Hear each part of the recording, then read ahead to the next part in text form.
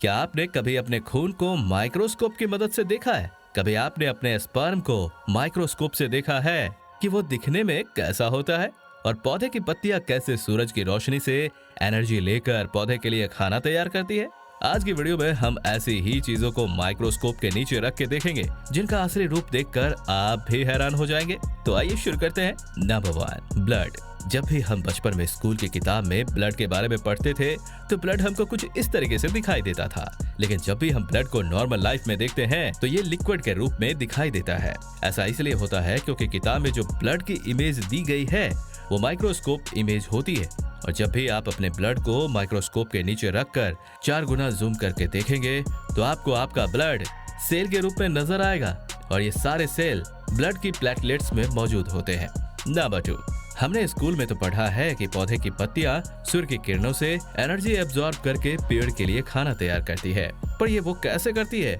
क्या उसके अंदर कोई सोलर पैनल लगा होता है? पत्तियों के अंदर कोई सोलर पैनल नहीं होता। जब आप उसको माइक्रोस्कोप में रखकर देखेंगे तो आपको पता चलेगा कि पत्तियों के बीच में छोटे छोटे छेद होते हैं जो हमें नॉर्मल आंखों से दिखाई नहीं देते। इन्हीं छेद की मदद से पत्तियां सूरज से एनर्जी अब्सॉर्ब करके पेड़ के लिए खाना तैयार करती है।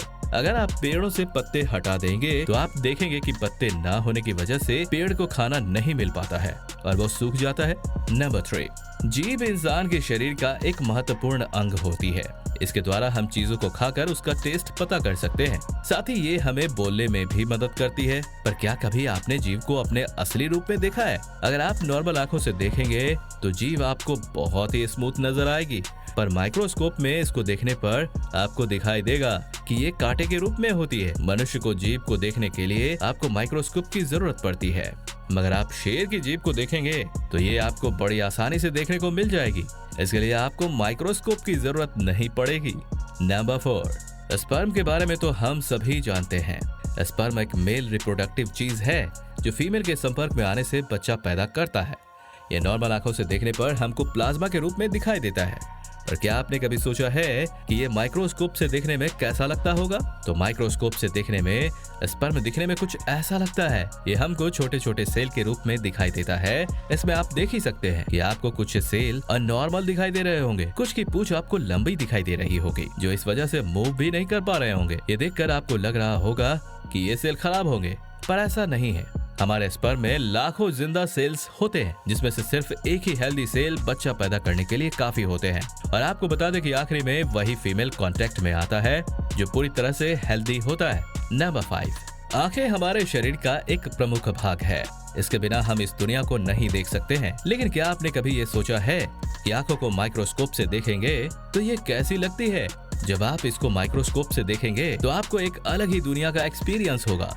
इसको देखने से आपको लगेगा कि आप एक स्पेस को देख रहे हैं जहां चारों ओर एक स्लाइड है जिसमें छोटे छोटे गड्ढे हैं और बीच में एक काला छेद है। ये काला छेद कुछ और नहीं बल्कि हमारे आंखों का लेंस है जिसकी मदद से हम इस दुनिया को देख पाते हैं। नंबर 6, दोस्तों हम कितने भी पढ़े लिखे क्यों ना हो, पर जरूरत पड़ने पर हमें कागजों पर अंगूठा लगाना ही पड़ता है।